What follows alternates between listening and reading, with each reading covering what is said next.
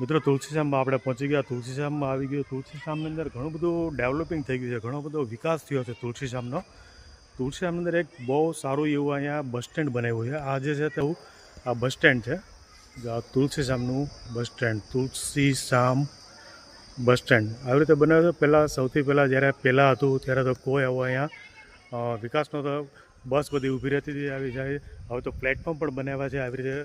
જોયો છો 1, 2, 3 અને 4 પ્લેટફોર્મ છે આવી રીતે. પહેલાં સૌથી પહેલાં જૂના પહેલાં બાજુમાં બાર છે તે બસો બધી આવતી ને ત્યાં ઊભી રહેતી. હવે તો દૂર દૂરથી બસ બધી આવે છે. છે કે અહીંયા બધા જ પાલીતાણા, કૃષ્ણનગર, અમદાવાદથી પણ બસ આવે. જુનાગઢ, રાજકોટ, દીવ, કોડીનાર, વેરાવળ, રાજુલા, મહુવા બધી બસો આવે. અને બધી બસો આવે છે તે આ પાર્કિંગ પણ સારું છે. ખૂબ મોટું પાર્કિંગ બધું આવી રીતે આ બનાવ્યું છે. આ તુલસીશ્યામનું બસ સ્ટેન્ડ છે. એટલે તુલસીશ્યામ બસ સ્ટેન્ડની અંદર